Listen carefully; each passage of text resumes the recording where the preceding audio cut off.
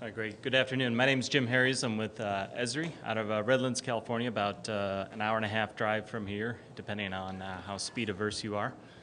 And I'm a geographer. I want to thank you for having me out here for a few minutes. I'm going to take about 8 minutes to discuss a little project. 3 weeks ago, someone came to my office and said, "What do you know about energy?" I said, "I use it. My kids drain it from me. Other than that, what would you like?" And because in my role as a data wrangler and cartographer, geographer, map producer is probably more current or relevant term these days, they asked, "Well, could you make a series of maps about energy?" And I said, "How many would you like?" "Well, how many can you make?" And the reason they did this is I'm a tool maker, so I make products that are included if you use Esri software as part of an enterprise license. The thing I'm going to show you here will be available to you later this year, so they asked me to come show it. We built an energy atlas called Energy in America, and the reason we wanted to bring it up here, we all pull data from various sources. Somebody sends you an Excel spreadsheet or a table or a PDF and asks you to make a story out of it. Explain yourself, explain this program, explain the state of energy in California. We had a lot of wonderful information I learned more about California energy in the past hour than in the previous 4 weeks of me hunting around the web. That's just because I'm slow.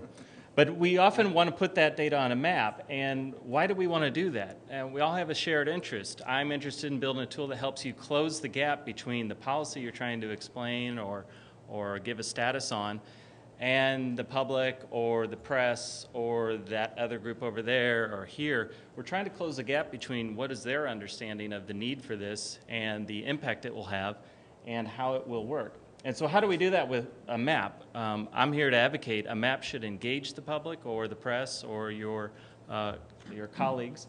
It should describe something that's going on that you need them to see, and it should be relatable, most importantly. So because I wasn't confident of an internet connection here today, I just went ahead and took a bunch of screenshots of this application that'll be available free from Esri later this year. This is an atlas. You see it has a very simple set of controls, a splash screen. It has a few, almost like a video player down at the bottom. We took President Obama's quote about the all of the above strategy and put that into the splash screen so that we could start off. And the idea of an atlas, how many of you used an atlas either in school or more recently, even a road atlas? What's the interaction with an atlas like? You have a need, you knew to go grab this book, pull it down, and it was understandable, right? In some way you figured out how to flip to California, find the road atlas section for Southern California, because it never fits on one page at the scale you need. And you somehow found La Quinta, and you somehow found Eisenhower Road, and you found this place. Or maybe you just did that, what, on one of these? All of that came from the same map. And that's what I'm going to show you here is an atlas is something, whether it's digital or in book form, it's going to help you get to where you need to be. And that's what I want to advocate. An atlas can be something that helps you push the conversation forward. In my case, knowing nothing about energy, I just thought, how am I going to explain energy to my 95-year-old grandmother 3 weeks from now? I'm going to talk to her about different needs, different energy demand, supply, and potential energy sources, as well as, okay, it's not going to jump there. This thing does skip. Okay, so in terms of need, boy, this really is skipping a lot. Okay, this is where I wanted to start. In terms of different needs, where you live in the country affects your energy needs, obviously. If you live here in Southern California, your heating needs are slightly different than North Dakota or Alaska. I'm just going to have to punch on this, sorry. This won't work otherwise. I'll try. Sorry if this affects any recording issues. If you then start to look at other topics,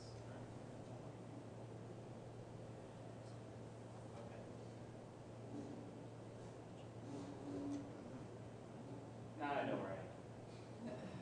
Okay. In addition to heating needs, you also have different cooling needs. You have a lot of cooling needs in the Arizona-Tucson area for about half the year if you're a snowbird. If not, you're there full-time and you're running that air conditioner full-time. We also have needs based on our preferences. Commuting, how many of you drive every day to work? How many of you commute another way? Bike, anyone here bike? Right, so everyone has their preferences and their own community needs. We have consumption. This is data from the Department of Energy's homepage about how much energy per capita is consumed in the country. I had no idea California was on the low end of the spectrum. As you work with this atlas, you start to notice a pattern because as the atlas author, I chose to author the atlas this way. Blue is always going to be down here on the low end of the scale, and orange is always going to be on the high end of consumption. Same thing with expenditures. California is low, actually, according to the Department of Energy website, on a per capita expenditure on energy. All this data comes from authoritative sources. This text here was written by someone else. I just brought it into this application by connecting to it the way you would a web page or anything else. And then we brought some data that I had access to within my company about expenditures on electricity, natural gas, and just kind of watch the pattern. Fuel oil, notice the Northeast corridor is a much stronger consumption of fuel oil than anywhere else. Why? Legacy reasons. That was the energy at the time those cities were founded. Bottled gas. Also topics, very popular one these days, gasoline per household. And one thing I wanted to point out is a lot of data we publish is at a very high level, state level or county level. We're all part of a state, or if you live in this country, you live in a state, you live in a county. Let's go the other way. I live in a house. I pay my bill for that house. How can I make this topic relatable to me, knowing that the state or county average is such and such dollars per year or per person, per household? How can you relate it to me? One way is by zooming into the map if the data is available. In this case, we have some expenditure data right down to the neighborhood level here in La Quinta. Expenditures near us are actually quite high, probably because there's a lot of commuting. People who live here commute to Palm Springs for work, or they work locally, but then they commute to LA, or they commute out to the deserts. In Los Angeles, the pattern's very different. You have very low expenditures per household in the downtown and South Los Angeles areas, but notice Malibu, everywhere else surrounding higher expenditures. Kansas City. And let's see, where was this? This one was, it's Kansas City again. In terms of energy production, total volume of energy produced by state. By putting all of this, including charts, we start to make the information a little bit more digestible than perhaps a scientific map. I saw many good examples of maps today that a scientist would appreciate, love, and want to show, but oftentimes the public, actually we have found they get a little intimidated by the complexity of geography in a scientific topic at a size and font that they can't quite read. Since I turned 45 suddenly, that's an issue for me. And so if you're noticing that this seems kind of dumbed down, I think it's because in our past year of working with ABC News and some other organizations, those producers have a way of kind of weighing on you after a while about you need to dumb this down. But it's scientifically correct. I understand you need to dumb this down or it's not going on air. Oh, got it. Now you have my attention. Absolutely. Oil and gas production, this is a data set I didn't author. This is sitting out on the web from the USGS, and we're able to pull this in to show in red oil, green gas, and in yellow well areas that are producing both. In black are closed. And so it makes you kind of wonder, well, where are the refineries relative to those structures? I grew up in St. Louis. I was kind of surprised to know Missouri basically has no oil production. Seems like a conspiracy or something going on there. I had a great conversation with the GIS guy at BPA, and while this map on its surface looks terribly boring, the conversation is why I kept it in here. He told me about BPA and how they produce twice as much energy as consumers in their area use. I said, what do you do with the rest of it? And, well, we're trying to sell it as best we can.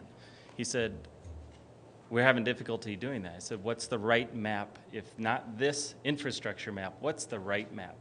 He said he'd love to see a map showing where the choke points in that infrastructure are relative to the market opportunities.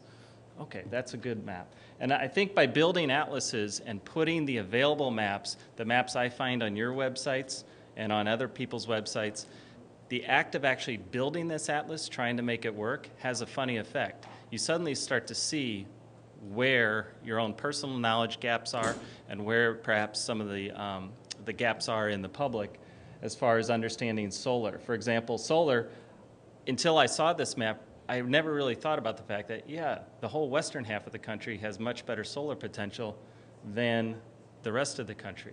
Yet, the east of the Mississippi, the gentleman in the back told me just at this meeting, the western side of the country has all the energy and the east seems to have most of the population. That's kind of a fundamental issue that the public may not be as aware of as they might otherwise be. So as we look at the build-out plan, in green we've got all the online solar plants. Yellow and orange are either in the construction or planning stage. This is a map that a lot of the public may not see often enough. Same thing, I've heard this various gas formations mentioned here today. Offshore wind, almost didn't want to show you this because what if it's wrong, right? And that's the reality of publishing. And we all know that. You publish a map, and as soon as you get it out there, somebody calls you. Yeah, that's wrong, that one thing. Okay, that's why the beauty is, with this being online, if it's wrong, you can fix it. If you can fix it, how quickly can it go out? It's online. So whereas GIS and mapping used to be this back office thing that you would go get a map done, print it out on a large E-size plot, roll it up, carry it to your meeting, now it's just there.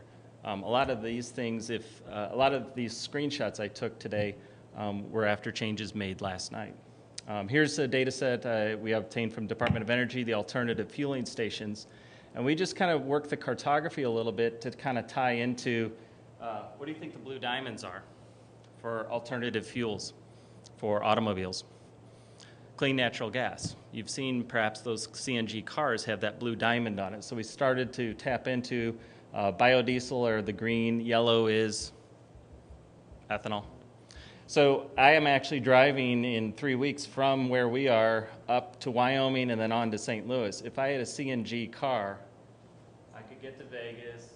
Looks like I can follow. I can get CNG all the way up to about here.